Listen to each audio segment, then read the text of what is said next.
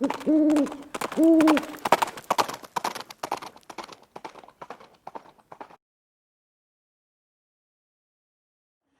guys, it's Viejo here, and we are dangerously close to the end of 2023. Boy, we got the New Year's coming in here in just a couple more days. Got a kind of a stormy condition fixing to happen here on the central coast of California. We've got a Pacific storm out there. It's a warm storm, so it's not cold in here. I got 67 or so here in the garage. It's about that outside too, I think. But it's gonna start raining soon, and it'll rain a couple days. But if you recall, the last couple of videos have been working with some 45 small pistol primer brass that was sent. Some of it came from our friend Gene over at Reloading from the Hot Pot, and that brass was all sized and pre-primed. And then shortly after that, I got some more brass that came to me from MacMan039 Reloading. And all that stuff needed to have the case mouths prepped.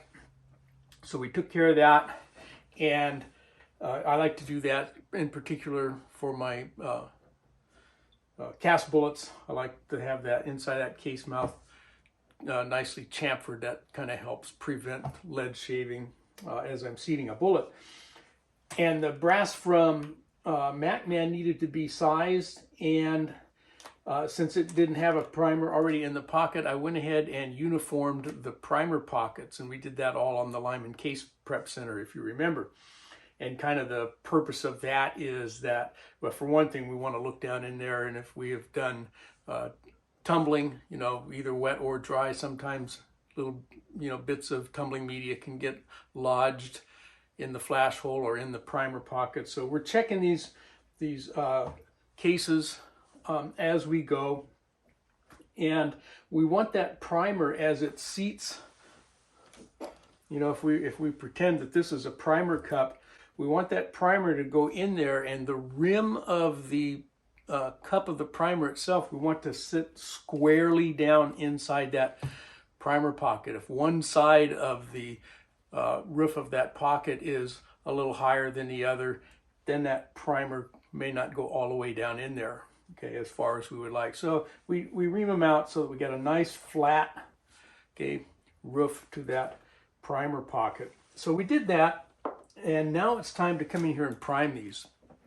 And I thought, well, I might as well use this opportunity to show you guys, particularly those of you who might be new to reloading or thinking about reloading, to show you some of the different methods that are available to do the priming, both on press and off. And there's more options than what I'm going to show you. I'm just going to show you the tools that I use from time to time, and I get bored easily, right, doing things the same way all the time. So I'll drag out all of this stuff at one time or the other to use. So we're going to go through all that today, show you about the priming process, and hopefully you get a pointer or two out of this one. So let's get after it.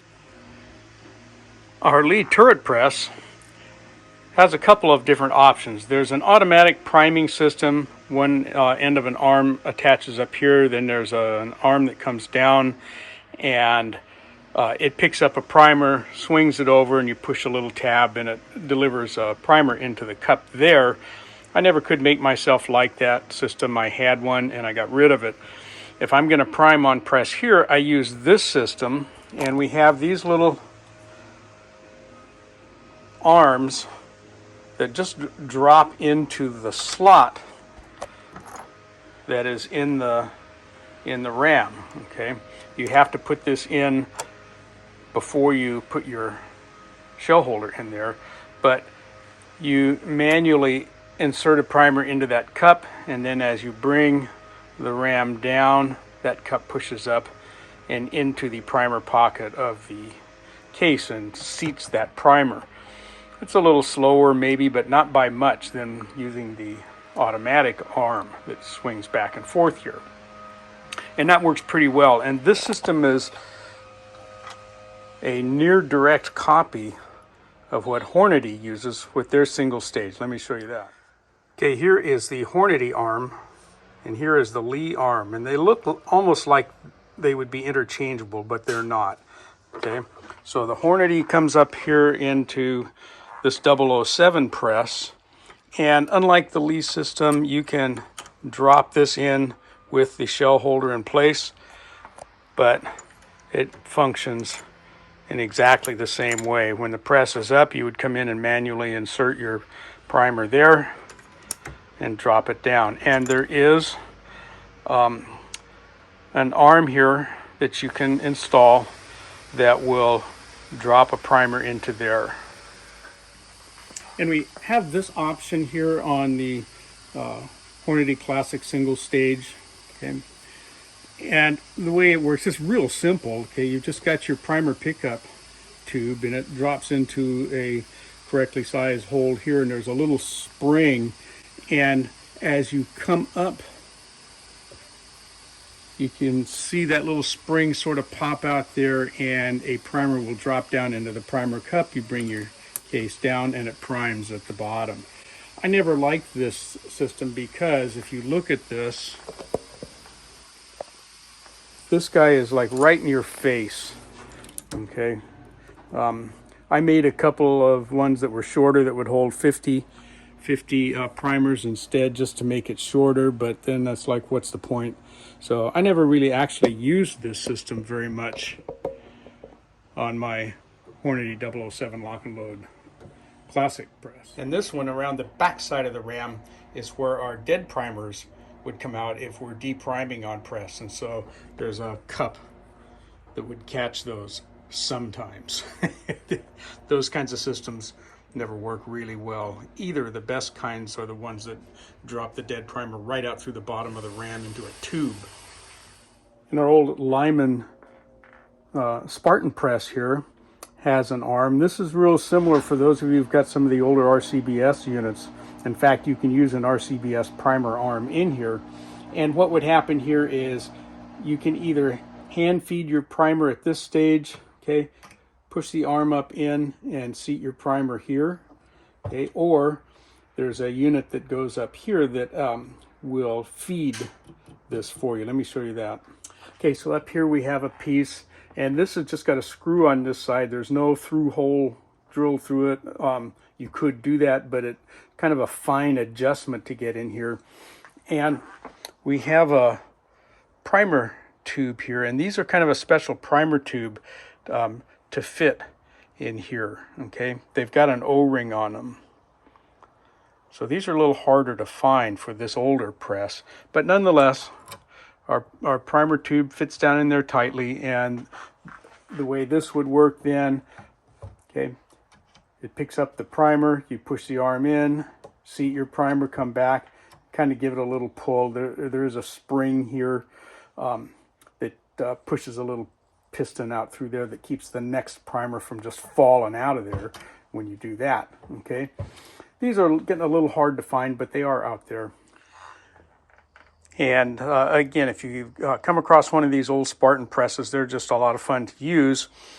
And if you can't come up with a Lyman primer arm, you can use the RCBS. This is an RCBS arm stuck in there, and it works fine. Notice that blade, the spring blade, goes down into the slot here. It does not ride up and down in the trough of the ram there. So you would just insert your primer. You may not be able to come up with the top part of this, the feeder arm. Those are getting a little bit hard to find, but put your primer in, push it in, seat the primer, and the spring pulls it back out. And this will work on the Spar T turret press also. And with our redding system, we can use the single, hand-fed primer system. As our ram comes up, we drop a primer in there, and it will kind of automatically drop itself down into position to seat that primer. It comes back up, we stick another primer in there, oops, like that. Or Redding has a kind of a semi-automatic system. We've got a spring-loaded arm here, and we would fill up our primer tube, get this seated down in there, pull our pin, drop the primers down into the tube, and then we've got a blast shield that comes down over the top like this. Okay, and that's going to do two things. If we do have a detonation in there, they're all going to go straight up and not out at you. And kind of helps stabilize that rod that's in there. And then once all that's set up and we've got primers in here, then we simply pull back on the arm, okay? As our ram comes down, we push the arm in, seat the primer, okay? As soon as we're clear of the shell holder, we bring that back, grab another primer, okay, and just keep that up. Not all of our presses come with any kind of a built-in or onboard priming system at all. And this RCBS Rebel press is one of those, okay? So what if you want to prime on here? Now, don't get me wrong, I like this press. This is a good beefy press. It's got a lot of mass to it. We've got some shelf space here. We can stick cases on if necessary. Okay, lots of room there, but no onboard primer. So what we use there is what we call a ram prime system, and there are several of these available. I'm using the Lee's ram prime system, and it's got two basic parts. There's this part that goes up into the top of the press, and that's what holds our shell holder. And as I said in a previous video, I've got this one converted over to Lee's breech lock system. Okay, so we'll show you how that works. All we have to do is drop this guy down in there and give it a quick twist, and we're set there. And then down here where our shell holder normally goes the ram. Okay, and that just snaps in. So we come down here, and this again requires that we manually seat a primer in there. Okay, and then up goes the ram, and the primer cup comes out the top there and seats your primer. Back down in, insert another primer, put the next case in there, okay, and so forth. These are nice. They give you a really good positive feedback when you're seating that primer, and you've got plenty of leverage there on that nice long arm to get that job done. Okay. Ram prime system is a good one to have, and Lee is not the only one who makes these. Okay, there are other manufacturers who make ram prime systems, so you can look around on the internet and pick your choose, as they say. Okay, and you could convert this to a Hornady lock and load system on this press if you wanted to. Also, I know that Trees Blowing over the TAB videos recently converted one of his presses over to the lock and load system. Kind of our next category that I'm going to talk about today is hand primers. These are RCBS, and I have two of these. These are what they call a universal shell holder in there. Okay, the older style, well, I don't know if it's really that much older, but the other style is where you put a shell holder in there of the appropriate caliber. Okay, these you don't need to do that. Okay, these will prime everything, and I've got two of them. One of them came in a kit. That Rebel press that you saw, okay, that thing came in a kit, and it had another one of these. I already had one, so I leave one set up for small primers and one for large primers. Okay, so you don't have to change them out. It's not much of a struggle to change them out, but the ram size down in there is different, as is the little plunger. Okay, so just about everybody who makes a reloading press also makes some kind of a hand primer. Lee makes them, Hornady makes them, RCBS, obviously, Frankfurt Arsenal. Okay, all these guys have hand primers. And the way they work is you've got some kind of a tray, okay, that we take a pack of primers, okay, put the tray bottom on top of the pack of primer tray here thing, okay, and then we shake those guys all around until we get them all turned over in the right direction. We put our lid back on. Okay, and these all have some kind of a gate system set up in there so that the primers won't spill out the spout before you're ready for them. So we be sure that that's closed. Okay, and then this inserts into the unit.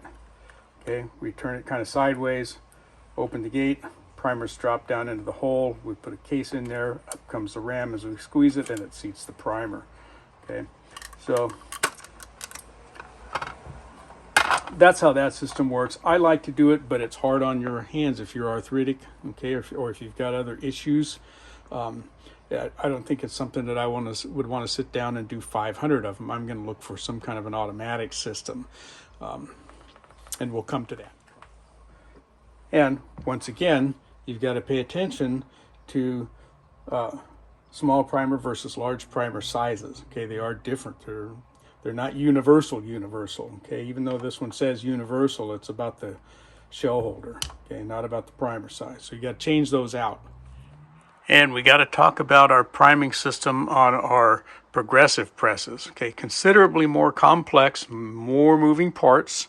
Okay, but they are automatic. You're going to load up a primer tube of the appropriate size, and that's going to drop down in through here. Okay, this is my Dillon 550. Okay, the 650, 750, they work similarly. The Hornady Lock and Load AP has a similar system on it, but this guy automatically picks up a primer, okay, brings it forward, comes up underneath the shell plate there, and seats our primer right there. Okay, the system is different for large primer versus small primer. Okay, on this system here, this whole arm has to be changed out. Okay, and we have different sized feeder tubes in here. Okay, so we have to pay attention to that. This is a small primer cup, and if you're going to do large primers, you got to take this whole bar out of there. Okay, this whole unit needs to come off. So it's a little more involved in changing primer size here. It's not a big deal at all. It takes 2 minutes, but it is something to be aware of. And so you don't have an extra step to do if you don't want to.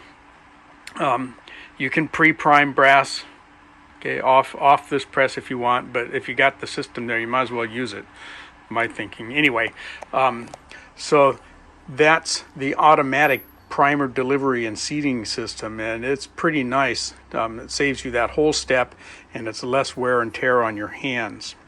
Okay, and then the last type of priming system that I'm going to talk about is the bench primer. And there are several companies that make these. This one's made by RCBS, and it's the one that I like.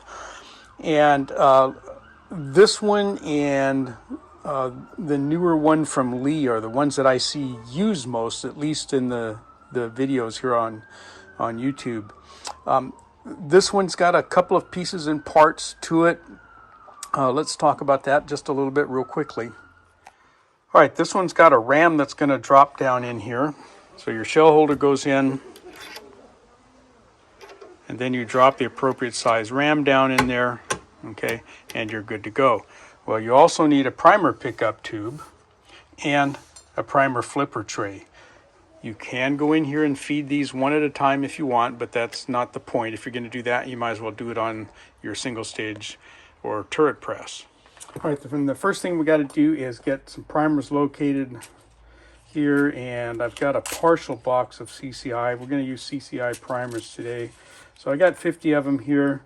Typical CCI, they're all upside down, right side up, whatever. But the drill here is, guys, you put your flipper tray over top of the primer box and then turn them over. If you try to just dump these out into there, they're going to go everywhere. Okay. So what we do then is just come in here and shake these, and the little rings there on our flipper tray, grab a hold of the edge of the primer cup and flip them, okay, over, and there's always one, right?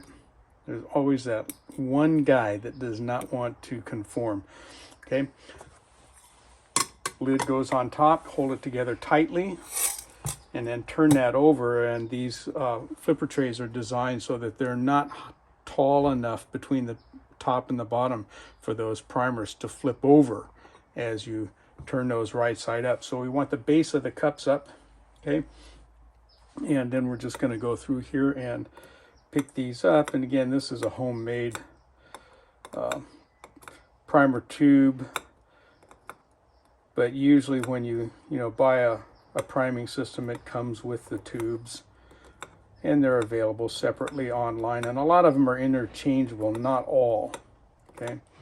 And if you have a priming system on your progressive press, the tubes that you use to pick up the primers with are different from the tubes in the delivery system, so you got to pay attention to that too. Okay, I'm just going to pick the rest of these up. Hang on. All right, then our pickup tube drops into the delivery assembly up here. We pull our little hitch pin out of there and we are good to go. Keeping track of these hitch pins, always good to have an extra magnet or two stuck onto your system someplace. Okay, I've got a magnet down here and that's going to hold that for me so I don't lose it. And we also want to mention that if you're going to be doing a lot of priming, either on a single stage or most likely on your progressive press, then there are some automatic primer tube fillers. This is one, okay, called the PrimaFill, okay, and it's from Double Alpha Academy. Dylan has one. It's Dylan's is pretty expensive. It's 2 or 3 times what this one costs, and these are around $100, so they're not cheap. Okay, this one has a little magnetic gate that will fit either side. This is the large pistol side, so we're going to plug that one with that little gate, and it would just come over here and stick onto this side if we were going to feed into the large primer size. But the flipper tray is kind of built in, so we give them all a good shake there. So then our lid snaps on, and the primer filler tube then goes up in here. There's a little release there. Okay, and this has got a battery-powered vibrator in it. Okay, so what we would do is get these guys started in there, and then hit there's a button back here, okay? And then start feeding those down in there just like that. And as you can see, they go down there very quickly. Okay, so I only had 30, but 100 would be just a couple more seconds. Okay. And then we just kind of push our trigger here and pull our tube out, and then that goes into whatever press system that you're going to use these in. All right, so very handy, you know, if you're going to do 1,000 cases that day on your progressive, then this fills those primer tubes really fast and you've got them all ready to go. Okay guys, so we're going to start priming these, and our good friend Thorzax, that's Dave up there in Washington State, reminded me, you know, that I haven't said much about looking at the case rims on these as we do our inspection of the cases, and that is something important. I look at these when I'm looking at my primer pockets, and I just kind of failed to mention that. But what we're going to look for here is major dings, but if the extractor gets in there and chews up the edge of that, sometimes that can cause these rounds to not feed properly out of the magazine or go into battery all the way. So we're looking at the edge of that case rim, okay, all the way around there to be sure that that is all looking good. Okay, and if they're really battered up and got a lot of dings in them, not really a whole lot you can do. I usually will toss those, but you want to pick up on that before you put a primer in here, okay? Okay, so we're all set to go here. I'll throw a little light on the subject. And what we're going to do is push down on my lever. Okay, that brings the arm up. Okay, puts a primer into the cup. And I push down on the arm here, and that seats my primer. Okay. So those are going into my tray down there. Okay, push down on my arm. I've got a primer stuck into that cup. Press down. Okay, do it again.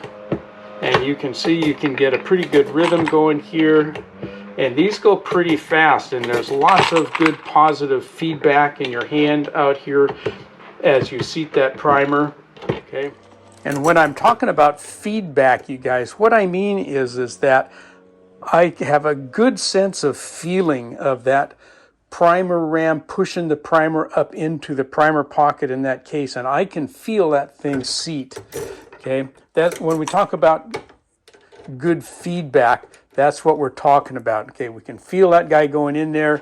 If you get one that's tight, you know, that maybe is a military crimped primer pocket that you missed, you're going to know that right away with this kind of a system. You can pick it up with your other systems also, but that feedback is nice to have, that sense of feel that you get that, yeah, that primer seated all the way up in there. So again, as I'm bringing these up here, I'm looking at my case rim.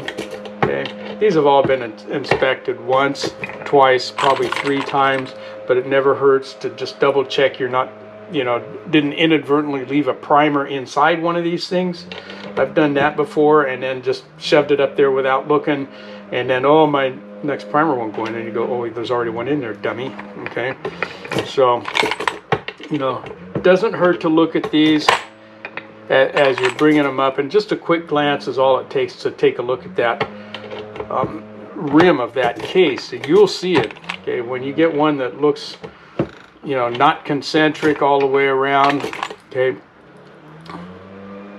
I keep looking for one here, but I've already been through these a couple of times, and there's not likely to be anything there. So you can see how fast the system goes. Okay, and I can feel each one of these guys seating all the way up in there. Okay, everything looks good.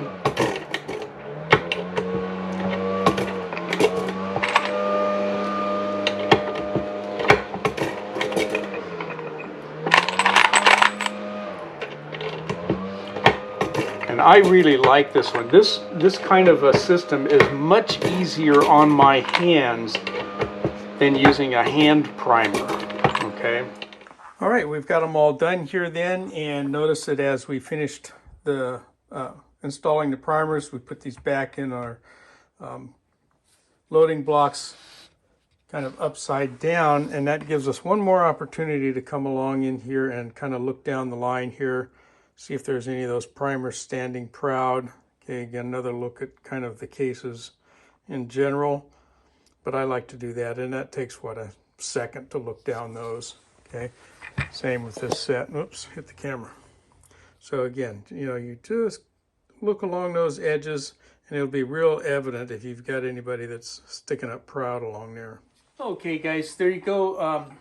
If you're a new reloader or thinking about reloading, I hope you got something out of all of that. You guys that are seasoned reloaders, probably old hat for you guys, but nonetheless, it's always fun to talk to you, and I appreciate the comments that you guys drop in. I'm always picking up something, and there's always something I left out, right, Dave? All right. Hey, let's kind of talk just real quickly about what's going to happen next with these. The next step then is going to be to get these case mouths flared. That's the next step in the process of creating a new cartridge. So again, we've been through all this case prep stuff, okay, and we've got these cases that Gene from Reloading from the Hot Pot sent us, and those are all primed and ready to go, and now we've got these ready to go. So the next step is, again, we're going to get these case mouths flared, and then we'll charge the cases, seat a bullet, and crimp. So kind of stepping through this whole thing with you guys on this. All right, let's bring this one to a close. From the Viejo bench, that's all she wrote.